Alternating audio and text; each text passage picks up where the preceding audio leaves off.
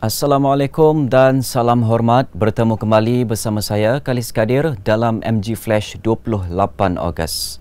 Kita ke berita utama. Perdana Menteri Datuk Seri Ismail Sabri Yaakob mengucapkan tahniah kepada pasangan beregu negara Aaron Chia dan Soh Woo Yik yang merangkul gelaran juara dunia hari ini. Ia menyifatkan kejayaan itu satu sejarah baharu buat sukan badminton tanah air dan hadiah yang cukup bermakna menjelang Hari Kebangsaan 2022.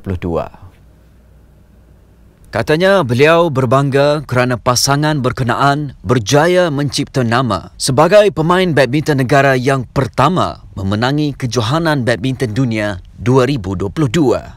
Dalam aksi di Tokyo, Jepun petang tadi, Aaron dan Woo Yik menumpaskan bekas juara dunia 3 kali dari Indonesia Muhammad Ahsan dan Hendra Setiawan.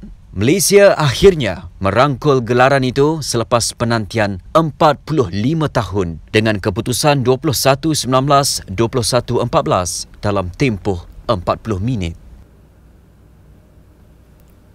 Pilihan Raya Umum ke-15 PRU15 bukanlah sebuah platform untuk melunaskan dendam politik seperti yang dilakukan pada PRU14 lalu.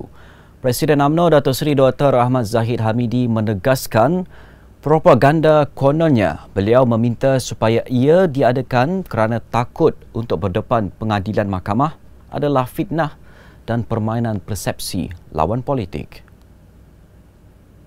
Menerusi hantaran di Facebook, beliau menempelak golongan yang membuat tomahan terhadapnya. Kata Datuk Seri Ahmad Zahid, mereka yang terbabit tiada moral standing, apatah lagi maruah, selain tidak layak membuat kenyataan mengenai kes mahkamah yang dihadapinya. Datuk Seri Ahmad Zahid juga menyifatkan mereka yang menfitnah berada dalam ketakutan dengan bayang-bayang sendiri dan balasan bakal menimpa disebabkan perbuatan yang dilakukan. Jelasnya atau alasan itu, golongan berkenaan didakwanya cuba menghalang PRU15 daripada diadakan. Gabungan Pilihan Raya Bersih dan Adil Bersih menyasarkan sekurang-kurangnya 2 daripada 6 tuntutan yang dibawa menerusi kempen ketuanan pengundi dapat direalisasikan menjelang Pilihan Raya Umum ke-15 PRU15. Pengurusinya Thomas Fan berkata ia realistik untuk dicapai di peringkat awal memandangkan PRU15 dijangka diadakan bila-bila masa. 2 tuntutan itu katanya membabitkan gesaan menubuhkan jawatan kuasa tetap Parlimen untuk memerhati dan menyelia perkara-perkara berkaitan pilihan raya di samping pengenalan terhadap Akta Perkhidmatan Parlimen. Jelas Thomas, ia penting dalam komitmen persefahaman dan berharap kerajaan mempunyai masa untuk meluluskan sebelum Parlimen dibubarkan. Menyentuh mengenai tuntutan lain, beliau berkata Bersih akan terus komited memperjuangkan tuntutan yang lain dari semasa ke semasa. Sementara itu, Timbalan Presiden Parti Ikatan Demokratik Malaysia Muda, Amira Aisyah Abdul Aziz berkata, ke-6 tuntutan yang disuarakan itu tidak hanya memfokuskan terhadap pilihan raya, tetapi bermatlamat mengubah landscape politik negara ke arah demokrasi yang lebih matang dan adil. Jabatan Kebajikan Masyarakat JKM tidak mahu mengganggu siasatan polis berhubung kes remaja perempuan melarikan seorang bayi berusia 9 bulan di Pangsapuri dekat Bukit Tengah, Pulau Pinang pada Selasa lalu. Menteri Pembangunan Wanita, Keluarga dan Masyarakat Datuk Seri Rina Harun berkata, pihaknya akan bertindak selepas menerima laporan polis. Menurutnya, pegawai JKM ketika ini telah diarah untuk menyalurkan bantuan sepatutnya kepada keluarga dan bayi tersebut. Beliau berkata demikian selepas menghadiri program Jelajah Kasih Kanak-Kanak Prihatin Rakyat sempena kempen membanteras jenayah seksual dalam talian terhadap kanak-kanak di Sepang hari ini. Terdahulu, polis menahan 5 individu termasuk seorang remaja perempuan berusia 14 tahun yang juga suspek utama dalam insiden itu. 5 individu berusia lingkungan 14 hingga 43 tahun ditahan dalam 2 serbuan di sebuah pondok dekat Macang Bubuk, Pulau Pinang dan sebuah rumah di Kulim, Kedah.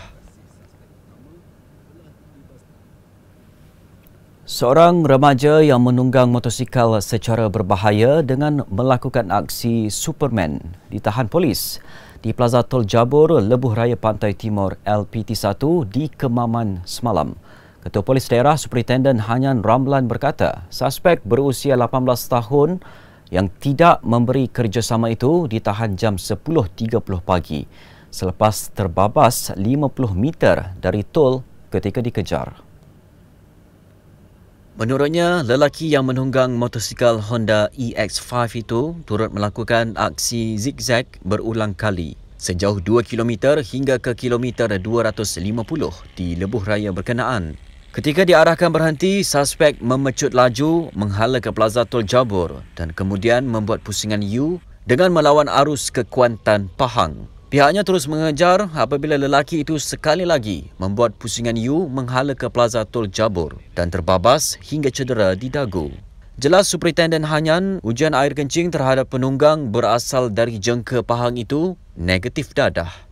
Kes disiasat di bawah Seksyen 42-1 Akta Pengangkutan Jalan 1987. Terdahulu, tular rakaman aksi berbahaya remaja itu yang tidak menyedari diekori polis walaupun siren telah dibunyikan.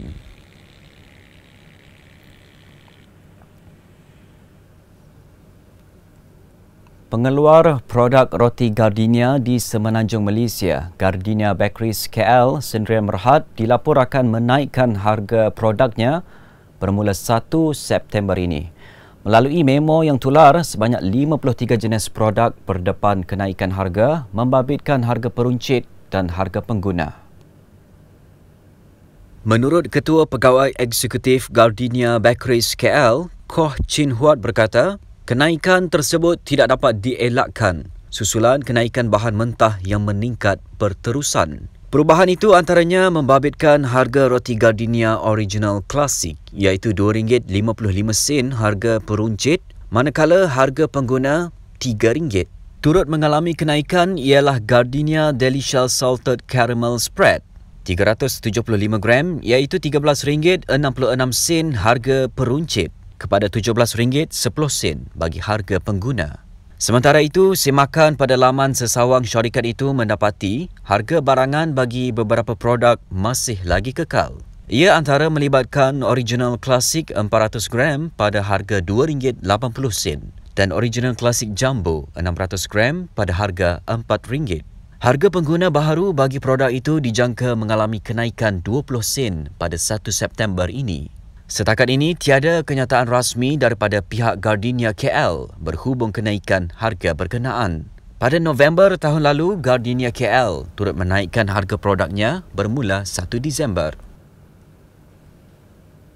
Berita itu tadi mengakhiri MG Flash untuk hari ini. Kekal setia bersama Malaysia Gazette untuk mengikuti pelbagai berita terkini di media sosial atau melalui portal di www.malaysiagazette.com. Saya Kalis Kadir. Assalamualaikum dan salam hormat.